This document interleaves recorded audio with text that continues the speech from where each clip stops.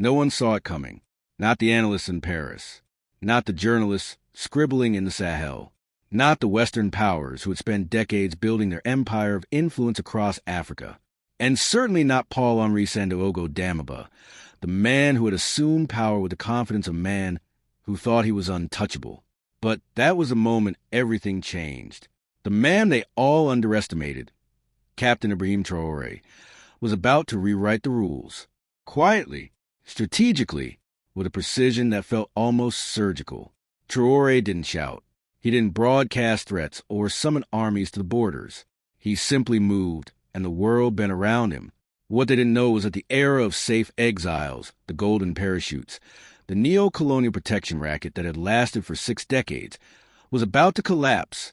The system that Damiba relied on, the system that promised impunity to anyone who served foreign interests at the expense of their own people, was no longer sacred.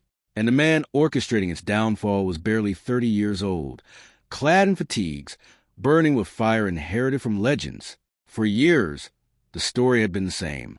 Install a puppet, maintain the military base, extract the resources, keep the people compliant, keep your own comforts intact. The playbook was old, older than most modern African republics. The French military, multinational corporations, intelligence operatives, they all knew the drill. A leader rises, serves, and when inconvenient, quietly steps aside to a neighboring country where luxury and security await. From there, they whisper instructions, fund schemes, and keep the strings of destabilization alive. Damiba had assumed that was his life now. That was the deal he had signed without ever reading the fine print. And for months, maybe even years, it had worked for men like him. Until the awakening. Until Traoré, Burkina Faso, landlocked and struggling, had been a pressure cooker. For decades, jihadi insurgencies had bled the country dry. For decades, leaders had been installed and protected, leaving the people vulnerable while deals were signed behind closed doors. When Damiba seized power in January 2022, there was hope. A military coup, yes, but a necessary one, many argued. The previous government had failed to contain the insurgency. The country was starving for change. The people, weary and desperate, looked to Damiba as a savior, the man who would bring order and security. But within months, cracks appeared. His soldiers were ill-equipped, his promises hollow. And the same foreign interests, the same extractive contracts, the same French bases, remained untouched. Damiba's governance wasn't revolution. It was continuity, dressed in the illusion of change.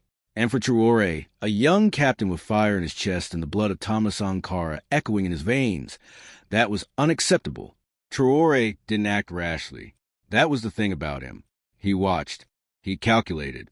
Behind the scenes, alliances were formed, networks strengthened, and information gathered. Every meeting, every movement, every whisper of dissent in the military and among the people was cataloged. By September 2022, the situation had reached its breaking point. Damiba's grip on power was weak, his decisions exposing the country to further destabilization, his loyalty to foreign powers evident. Traoré stepped forward, not with guns blazing, but with authority earned through respect, courage, and a vision that went beyond personal ambition. And the people responded. The military responded. Damiba, the so-called untouchable, was out. But exile does not mean safety. Damiba fled to Togo, assuming protection, assuming impunity, assuming that old alliances would shield him. Beautiful Togo, coastal, with warm weather, strategic ports, and relationships with Paris and Washington, seemed the perfect sanctuary. But what Damiba didn't know, what he failed to anticipate, was the gravity of Traoré's influence. The captain wasn't just consolidating power inside Burkina Faso. He was projecting it outward, crafting a reality where other nations' choices naturally aligned with his. Togo, suddenly handling billions in transit trade due to Burkina Faso rerouting commerce through its ports. Face a choice. Support Damiba's destabilization schemes, or align with the new power rising in the region. Togo chose wisely. Evidence began to surface, confession tapes, documented transactions, films showing Damiba actively funding efforts to undermine his successor. Former soldiers were being bribed. Security holes created deliberately. Weapons funneled to insurgents. The plot was insidious, deliberate, and brazen, and Traoré treated it for what it was: treason. Not politics, not democracy, but sabotage against his own people, orchestrated from the comfort of a foreign safe house. And the arrest in Togo sent a message that reverberated across the continent. Impunity was over. The golden parachute, the neo-colonial witness protection program, the untouchable exile, gone. The system that had protected puppets for 60 years had been dismantled in one swift, calculated move. The Western media, predictably, erupted. Headlines painted Traoré as authoritarian, as a threat to democracy. Analysts debated the reinstatement of the death penalty for high treason. Think tanks published concerned pieces. France reportedly spent 3 days in shock, trying to understand how their former ally had been captured without their intervention. But Traoré wasn't intimidated. He wasn't seeking approval. He was asserting sovereignty. He was proving that African nations could hold their leaders accountable, not just within borders, but across them. He was rewriting the rules of power, rewriting the narrative, and reclaiming agency that had long been ceded to external forces. This was more than politics. This was strategy. This was psychological mastery. Traoré demonstrated that influence is not measured in armies or missiles or sanctions. Influence is gravity.